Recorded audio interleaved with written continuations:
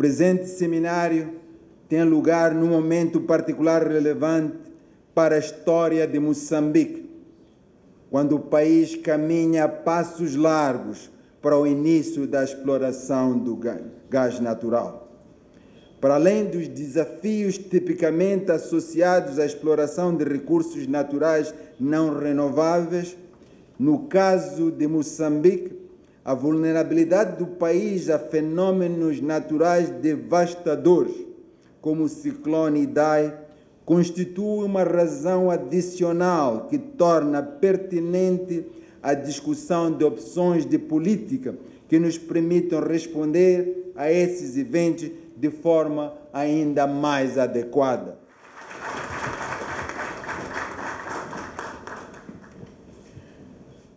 Como foi dito por nosso governador do banco, iniciamos uma fase importante no âmbito da transparência da gestão das finanças públicas, como, aliás, faz parte das nossas prioridades.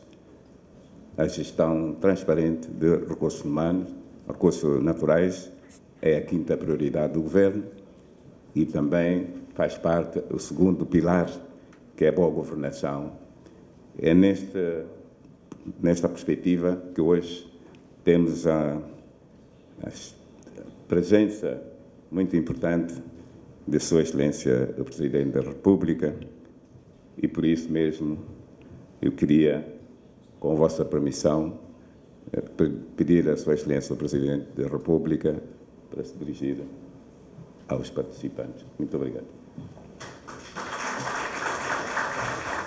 Antes de mais, gostaria de felicitar ao Banco de Moçambique e ao Fundo Monetário Internacional pela organização deste importante evento e por terem reunido esta importante Assembleia que integra fazedores de políticas públicas, profissionais, académicos e sociedade civil para discutir esta inadiável e incontornável temática para o nosso país. Minhas senhoras e meus senhores, como é do conhecimento de todos, o nosso país foi abençoado por uma abundante riqueza em recursos minerais, quer no solo, como no subsolo. A título ilustrativo, as estimativas apontam que o país possui na bacia do Rovuma reservas no subsolo em torno de 270 trilhões de metros cúbicos de gás natural, o que nos torna detentores de uma das maiores reservas mundiais. Para além do gás natural, que a gente não gosta só de falar do gás, ainda temos carvão mineral, grafite, areias pesadas, ouro e pedras preciosas, para citar alguns exemplos. Pois, do acordo recentemente firmado entre o Governo e as grandes empresas de investimento direto estrangeiro no setor do gás, é com enorme satisfação que temos vindo a acompanhar as notícias de estabelecimento de parcerias entre essas companhias e os seus futuros compradores. Adicionalmente, temos vindo a receber sinais cada vez mais claros e consistentes sobre as decisões de investimentos das companhias concessionárias, o que permite perspectivar que o início das atividades de exploração de gás natural está cada vez mais próximo. É neste contexto que assumimos ser este momento oportuno para iniciarmos uma reflexão profunda como nação sobre como devemos gerir as receitas que provirão dessa exploração que se avizinham, como forma de preparar o país, para o país não ser encontrado de surpresa. Desta forma, distintos convidados permitam-me que partilhem na nossa visão sobre como devemos gerir os nossos recursos. O nosso princípio é de que os recursos minerais são pertença de todo o povo moçambicano, pelo que os benefícios devem ser partilhados para todos os moçambicanos desta geração e das gerações vindouras. Devemos usar esta oportunidade para fazermos a transformação que a nossa economia precisa para crescer de forma robusta, sustentável e inclusiva, devendo os padrões de desenvolvimento do nosso país, do nosso povo, portanto, elevando os padrões de desenvolvimento do nosso povo. E a esse respeito, importa analisar as circunstâncias e práticas negativas que ocorreram nos vários países produtores de petróleo e de gás natural, por forma a evitar cometer os mesmos erros que conduziram ao insucesso e, por vezes, ao desastre econômico-social. A maldição dos recursos ocorre quando os rendimentos gerados pela sua exploração são ilicitamente apropriados ou dilapidados ou quando essas receitas apenas beneficiam um limitado grupo de interesses e não contribuem para alavancar a diversificação da economia do país. Experiências internacionais também referem, sem querer ofender, a doença holandesa como maldição da medida em que uma excessiva valorização cambial da moeda nacional em geral induz a um efeito nocivo transversal a toda a sociedade. A valorização excessiva favorece a importação de bens de consumo, promove a desindustrialização, perca de competitividade da economia, gerando desemprego e prejudicando o crescimento do país. Ao acontecer isso, incrementa o êxodo rural, pressiona a superlotação das cidades, com todas as suas consequências. A exportação de bens sem sua transformação local não permite criar o efeito multiplicador que dinamize a economia local. O desenvolvimento estruturado do tecido econômico e social local fica assim comprometido.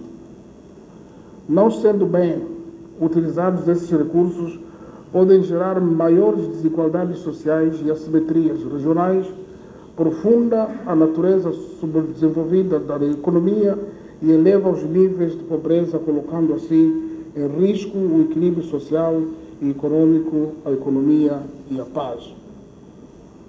Não queremos que Moçambique entre na lista daqueles países que, estando a explorar abundantemente os seus recursos minerais, os níveis de pobreza da população continuam elevados, acentuam-se as diferenças na distribuição da renda e esquece-se que há outros setores na economia com potencial para crescer ou que estes mesmos recursos podem ser fontes de conflitos.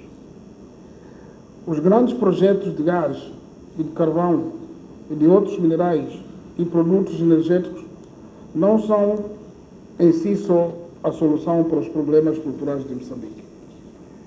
Os benefícios decorrentes da sua exploração apenas constituirão bênção para Moçambique se uma parte dos seus rendimentos for preservada em benefício de gerações futuras ou ao mesmo tempo que se utiliza criteriosamente para as receitas geradas para realizar investimentos estruturantes com vista a superar definitivamente os principais constrangimentos do país. A nossa estratégia para efetuar a almejada transformação deve ter em conta essencialmente 3 princípios. Primeiro, reconhecermos que esses recursos não estarão no subsolo para sempre, porque eles se esgotam à medida da sua exploração.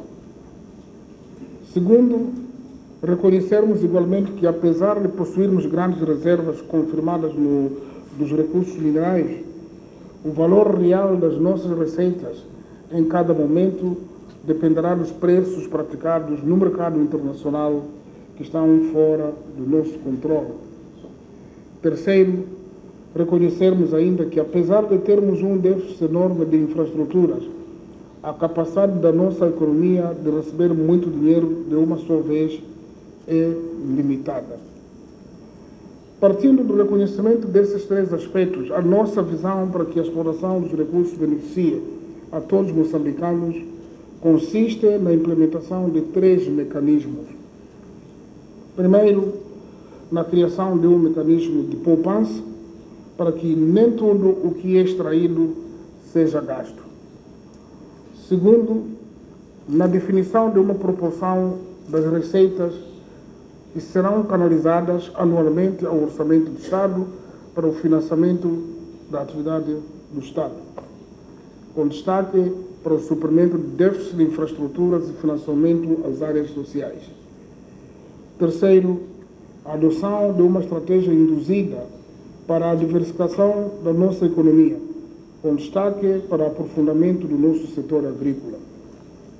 Minhas senhoras e meus senhores, sobre o mecanismo de poupança das receitas de exploração, achamos ser importante que a nossa geração assuma a responsabilidade de proteger também as gerações futuras. Temos a responsabilidade de assegurar que aqueles que eventualmente não terão a oportunidade de assistir ao atual processo de exploração, mas que sofrerão o impacto ambiental da mesma, beneficiam também dos resultados da exploração dos recursos. Com um mecanismo de poupança bem estruturado e com padrões de gestão e de governação modernos, podemos transformar os ganhos decorrentes da exploração de recursos não renováveis em geração de recursos renováveis que irão beneficiar de forma perpétua a nossa geração e gerações futuras. A poupança funcionará também como um amortecedor na estrutura das nossas receitas, nos momentos em que os preços do gás no mercado internacional estão fora do nosso controle, estiverem em baixo e quando esses recursos esgotarem no subsolo. A experiência colhida da minha recente visita à Noruega e às Maurícias mostra que existem a nível internacional modelos viáveis de poupança das receitas de exploração de recursos que beneficiam a toda a população em diferentes gerações, sem, no entanto, comprometer o suprimento das necessidades atuais de investimentos. Um dos modelos de sucesso na gestão das receitas provenientes dos recursos naturais é a criação de um fundo soberano, já em funcionamento em várias regiões geográficas do mundo. As reflexões sobre a constituição de um fundo soberano em Moçambique devem convergir para proteger e fomentar a diversificação da economia. Na sua configuração institucional, devem ser estudados modelos positivos e também estudadas as práticas negativas verificadas em instituições similares, cujos recursos financeiros foram drenados para o enriquecimento ilícito dos seus gestores.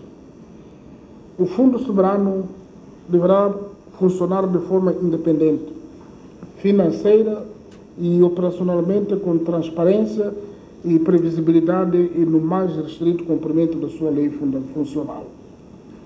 Achamos também ser crucial a definição de uma proporção fixa de receita a ser canalizada anualmente ao orçamento do Estado, porque permite garantir a realização dos investimentos necessários para reduzir o atual déficit de infraestruturas e melhorar as condições de vida das populações na componente social e do desenvolvimento humano.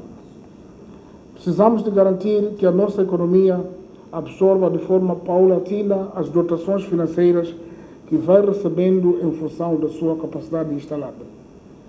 Tenhamos as cautelas necessárias, porque a injeção de recursos financeiros de uma única vez, por ser prejudicial à economia e não permitir que reflitamos cuidadosamente sobre os investimentos mais apropriados. Por último, a diversificação da economia será um mecanismo para assegurar que não nos concentremos apenas no setor de recursos minerais, pois Moçambique tem outras potencialidades, incluindo atividades tradicionais.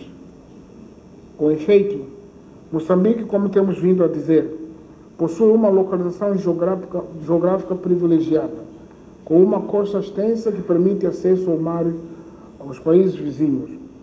Possui um enorme potencial pesqueiro e turístico, extensões enormes de terras férteis para a prática de agricultura e um elevado potencial para a produção de energia hidroelétrica, eólica e geotérmica. Assim, parte significativa das receitas recorrentes dos recursos minerais deverá ser usada para alavancar esses setores e explorar o seu potencial para que comecem a gerar os benefícios almejados e impulsionar o crescimento da nossa economia rumo ao progresso.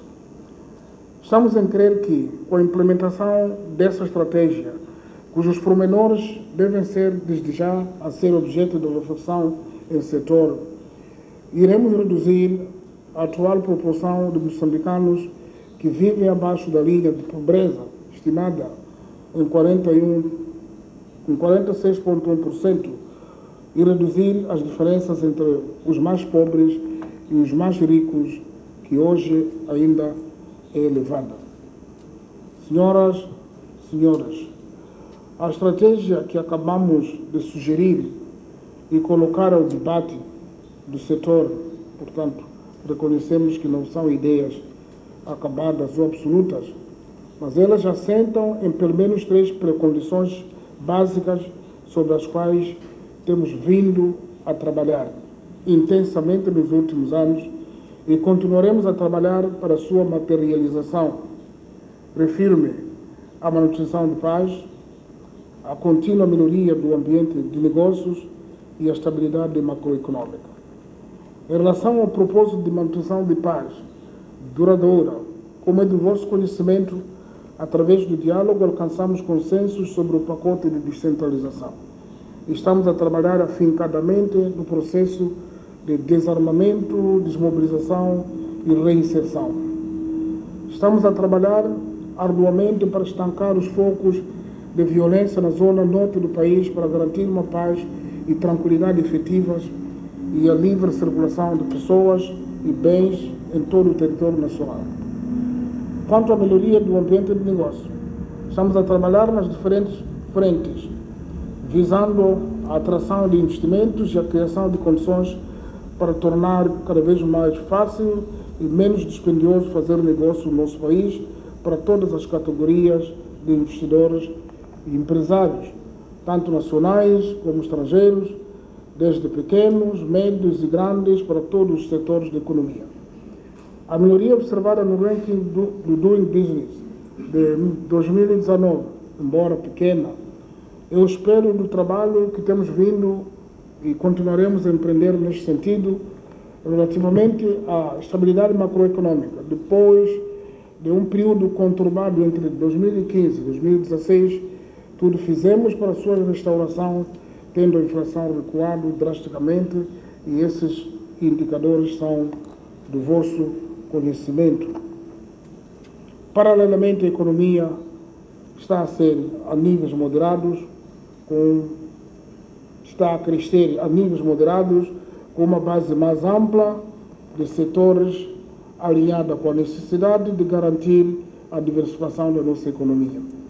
Ilustres convidados, minhas senhoras, meus senhores, é nossa esperança que o seminário contribuirá para classificar o modelo de fundo soberano a ser adotado. Portanto, não queremos que só se lance a palavra fundo soberano, e porque o mundo faz fundo soberano. O que nos interessa nesse seminário é qual é o modelo de fundo ideal para Moçambique, nessas condições. Porque por Moçambique, na medida em que os modelos em vigor são vários e os problemas em diferentes países também são diferentes. Por isso, convidamos a todos a desenvolver uma reflexão sobre os seguintes aspectos com destaque. Primeiro, qual é o momento certo para a constituição do Fundo Soberano em Moçambique? É este? Era ontem? Ou será amanhã? Segundo, como conciliar as necessidades imediatas com necessidades futuras de geração vindoura? Somos um país carente, aliás, agora, mais que nunca, estamos a pensar em reconstruir. Sofala, não só Beira. Beira sofreu sim, mas sofreu mais o interior. Então, como conciliar as necessidades imediatas com necessidades futuras de geração vindoura? No debate, na reflexão, teremos que ter também essa variável sobre as fontes das receitas do Fundo Soberano. Quais são as reais fontes? Para não confundirmos aqui o que deve ser consumido ou o que deve ser poupado. Quarto, quais são os grandes vetores das despesas do Fundo Soberano? Queremos resolver que problema com o Fundo Soberano que queremos conceber? Para acumular ou para construir prédios, para construir escritórios só, ou para desenvolver Moçambique? E o que é isso, desenvolver Moçambique? Outra questão que gostaríamos que refletissem, que existem respostas, é o modelo da segurança das transações. Que me garante? Reflitam também, ajudem-nos a refletir também sobre as áreas de intervenção dos investimentos. Os tais investimentos, quais são as áreas? Eu tentei aqui viajar convosco, citando algumas áreas que são necessárias, umas tradicionais, outras recorrentes, para quem fala do turismo neste país, onde queremos investir com o Fundo Soberano. E, não menos importante, qual é o melhor esquema de fiscalização e supervisão? Não vai ser mais um problema provocar um fundo para depois me obrigar a mandar vir os gabinetes de contra-corrupção, recolher pessoas. Qual é o melhor esquema de fiscalização e supervisão deste fundo, para termos certeza de que isto atinge o cidadão, não simplesmente o gestor? O gestor recebe salário, e estamos seguros que ele tem benefícios, e aquele que não recebe salário diretamente, como que se beneficia disso? E também precisam de ter uma visão clara sobre a delimitação de funções. Foi uma coisa que, quando reuni com os serviços financeiros das Maurícias, perdi muito tempo para compreender quem faz o quê, qual é o papel do Estado, qual é o papel das finanças, qual é o papel dos gestores do fundo, qual é o papel do Banco Central, para não haver uma confusão de coisas, depois resultam em confusões definitivas.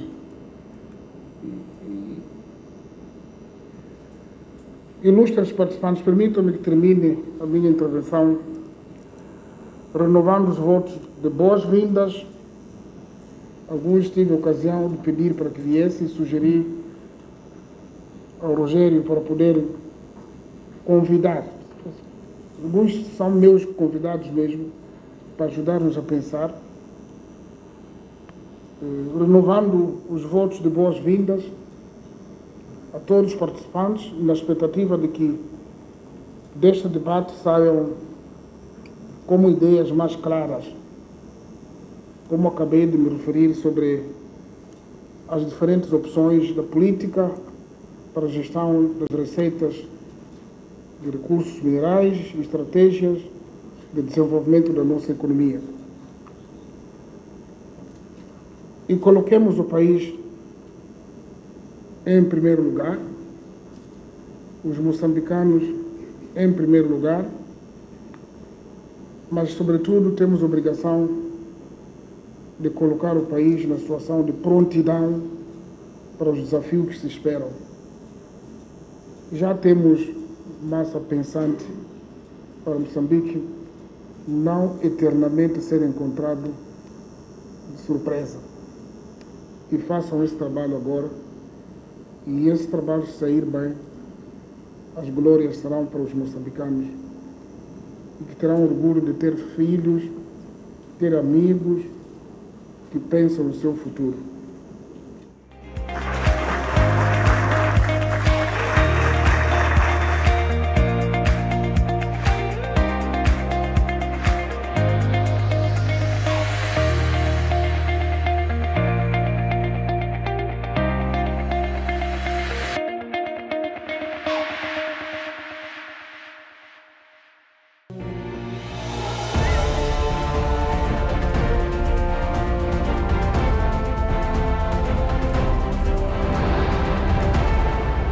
Banco de Moçambique, promovendo a inclusão financeira e a valorização